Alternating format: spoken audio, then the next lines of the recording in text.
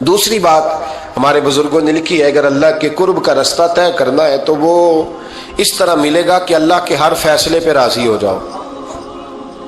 جہاں اللہ نے مجھے بٹھایا میں راضی ہو جاؤں، جہاں اللہ تبارک و تعالیٰ نے میرے بھائی کو بٹھایا ہے وہاں میرا بھائی راضی ہو، جہاں جہاں اللہ نے ہمیں بٹھایا ہے ہم اس جگہ پہ راضی۔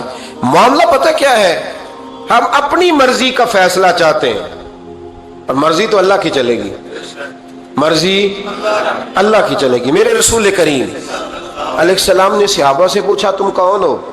حضور مومن، فرمایا ایمان کی دلیل دو۔ یہ بات مجھ سے کو پوچھے تو شاید میں جھگڑا کروں کہ ایمان کی دلیل۔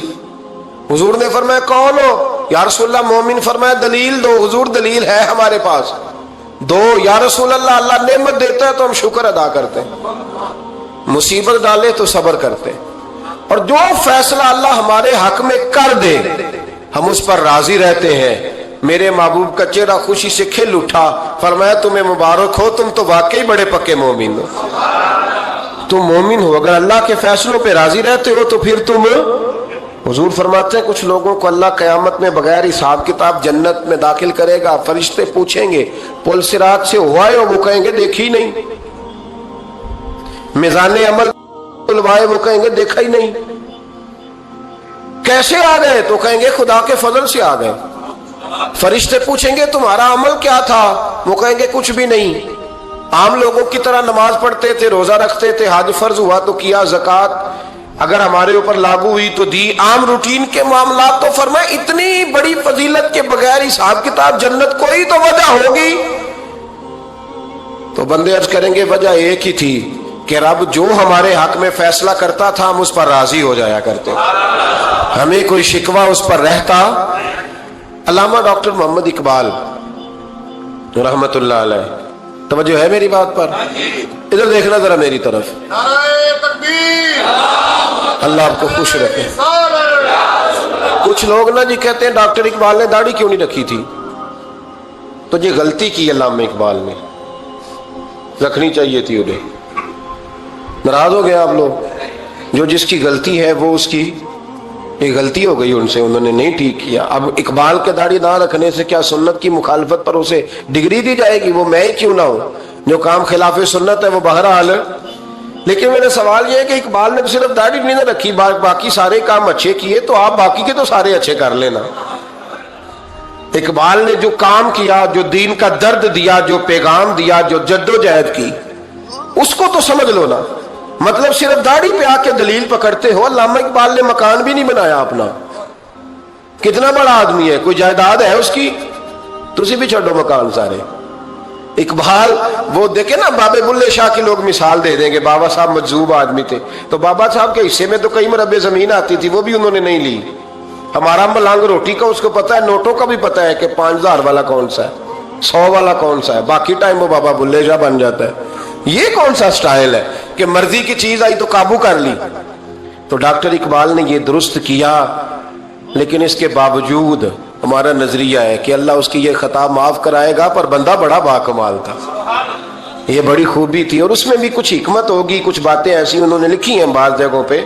لیکن اقبال کی جو معرفت ہے، جو حسن ہے، جو وقار ہے ان کے لب و لہجے میں، اس کا انکار کیا جا سکتا نہیں۔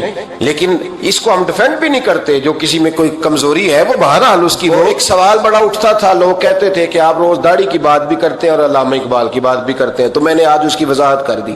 بات کی سمجھ آ گئی آپ حضرات؟ علامہ اقبال نے ایک بات لکھی ہے، اقبال کہتے ہیں جب میں لندن میں وکالت کرتا تھا تو ایک خاتون تھی، لیڈی بارنس اس کا نام تھا، چھوٹے موٹے مقدمات لے کے وہ میرے پاس آتی تھی۔ بی بی ایک ہوٹل چلایا کرتی تھی، اس کا خامند جو تھا وہ فوج میں ملازم تھا۔ اقبال نے خود لکھا ہے، اقبال فرماتے ہیں کہ ایک دن وہ خاتون پھر کسی کیس کے سلسلے میں میرے پاس آئی، تو جب وہ آئی تو اس نے نقاب اوڑھا ہوا تھا، برقع کیا ہوا تھا، تو چونکہ اس نے نقاب اوڑھا تھا مسلمانوں کی نشانی تھی۔ نقاب اوڑھنا کن کی نشانی ہے؟ اللہ آپ کو خوش رکھے۔ تو کہتے وہ نشانی چونکہ اہل اسلام کی تھی تو مجھے تجسس ہوا، میں نے کہا لیڈی خیریت ہے؟ میم صاحب بھائی یہ برقع پہنا ہوا ہے؟ تو کہنے لگی ہنس کے، اقبال مجھے پکا یقین تھا کہ آپ ضرور پوچھیں گے۔ تو میں نے کہا اچھا تو یہ برقع؟ تو کہنے لگی الحمدللہ میں مسلمان ہو گئی۔ تو میں نے فوراً کہا کہ آپ کا شوہر تو فوج میں ملازم ہے، فوجی کے لیے بدلنا اور پھر ملکی قانون اور یہ چیزیں، تو کہنے لگی اس نے مجھے کیا کہنا تھا، وہ خود کلمہ پڑھ گیا۔ تو کہتی ہیں میں اور متجسس ہوا، وہ کیس کی بات کرتی تو میرا تجسس بڑھ گیا، میں نے کہا تو کیس چھوڑ یہ بتا کلمہ کیسے پڑھا؟ تو کہنے لگی اقبال اصل بات یہ ہے کہ میں نا بے اولاد تھی، خامد بھی بڑے اچھے پیسے کماتا، میں خود بھی ہوٹل چلاتی، پر ڈپریشن اور ٹینشن اور بلا وجہ کی پریشانیاں جان نہیں چھوڑ۔ یہ ٹینشن اور ڈپریشن کا نا مجھے عربی ترجمہ کوئی نہیں ملا، یہ ڈپریشن اور ٹینشن کا نا میں نے تلاش کیا ہے، لیکن مجھے عربی لغت کے اندر ان کے معنی مجھے لگتا ہے کہ اس زمانے میں یہ چیزیں تھی ہی نہیں، ہوتی تو ان کا کوئی نام بھی، یہ آج ہے نا تو اس لیے آج کے زمانے میں ہی نام ہے مفت کا، مفت کی پریشانی۔ تو کہتی ہے مجھے ٹینشن اور ڈپریشن رہتی تھی ہر وقت، بڑی میں پریشان رہتی تھی۔ میرے ساتھ ایک عجیب واقعہ ہوا کہ میرے ہوٹل میں نا ایک بابا جی برتن مانجتے تھے، بوڑھے آدمی تھے، 70 سال کے قریب عمر تھی، ان کا ایک بیٹا تھا، ایک بہو تھی، ایک پوتا تھا، لیکن وہ بیچارے بیٹا بیمار رہتا تھا تو لہٰذا وہ خود مزدوری کرتے۔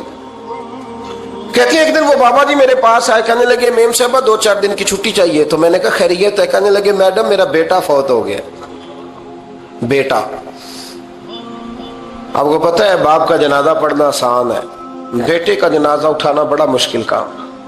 کہتی ہے میں کچھ لکھ رہی تھی، میرے ہاتھ سے قلم گر گیا، میں نے خود گاڑی بھیجی، بابا جی گاؤں چلے گئے جہاں وہ رہتے تھے۔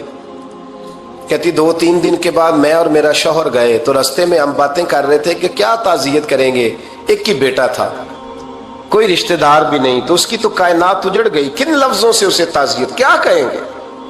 کہتے جب ہم گئے تو وہ ٹوٹی ہوئی چٹائی پہ بیٹھا تھا، کچھ لوگ قریب تھے، ہم نے جا کے کہا بابا آپ مسلمان ہیں، ہم آپ کو کیا نصیحت کریں، ایک ہی بیٹا تھا، کہ کس طرح کر کے ہم آپ کو تسلی دیں؟ تو کہتے اس نے آنکھیں کھولی، بوڑھی آنکھوں میں ایمان کی روشنی،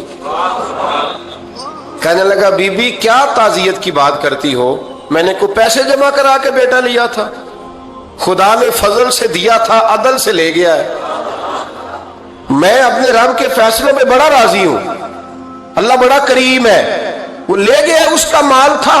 آپ یقین کریں ہمارے دیہاتی لوگ یہ کہا کرتے تھے، میں نے کانوں سے سنا ہے، ایک بوڑھے آدمی کا ایک دفعہ بیٹا فوت ہو گیا تو کسی نے اس سے کہا بابا چھوٹی عمر میں بچہ چلا گیا، تو مجھے لفظ نہیں بھولتے، کہنے لگے پتر اللہ دی فصل ہے، کچی وڈے تاویں ہو دیئے۔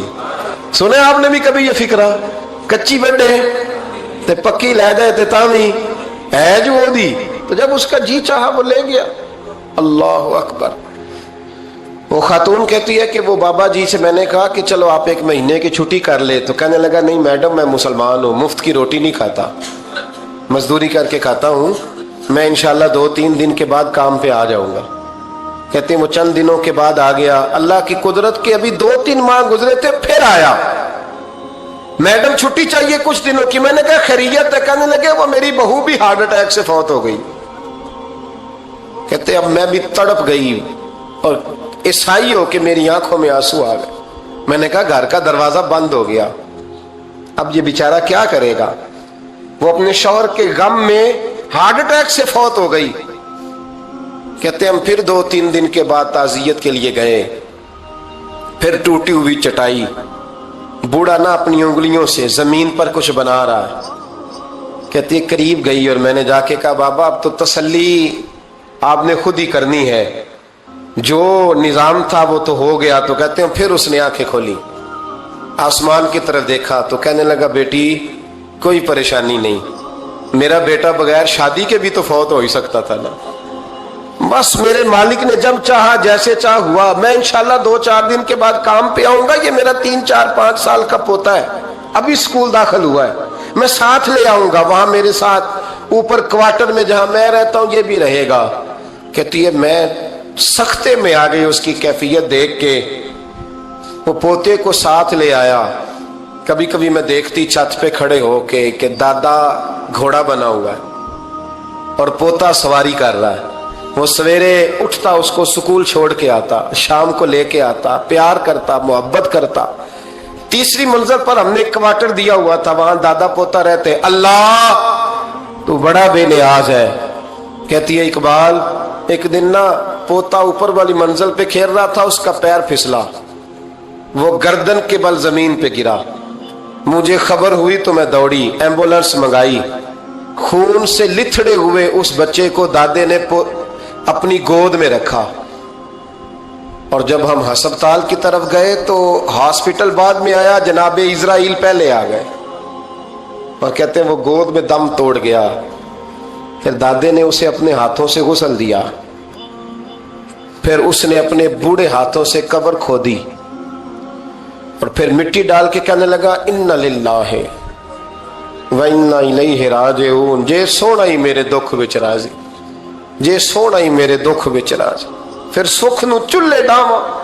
कहते वो मिट्टी डाली उसने, और जब वो वापस पलटा तो मैं बाजू से थाम के होटल करीब लाई और मैंने उसके करीब कहा कि बाबा तू टूट गया है, तू बिखर गया है। मुझे महसूस होता है कि अब ना तेरी रातें और तेरी सुबहें और तेरी शामें गमों में गुजरेंगी। तो कहते हैं यूं उसने हाथ रखे और यूं आंसू छटक दिए।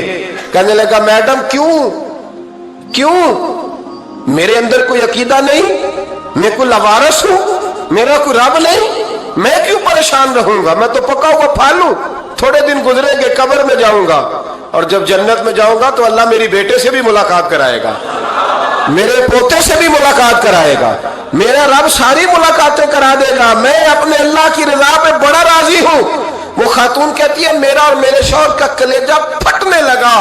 मैंने कहा बाबा ये जज्बा कहां से मिलता है, ये सुकून कहां से आता है, ये कैफियत कैसे मिलती है। मुझे कहने लगा तूने लेनी है। मैंने कहा, तो कहने लगा तू भी गुंबद खजरा वाले नबी का कलमा पढ़ जा, तू भी रसूलुल्लाह का कलमा पढ़ जा।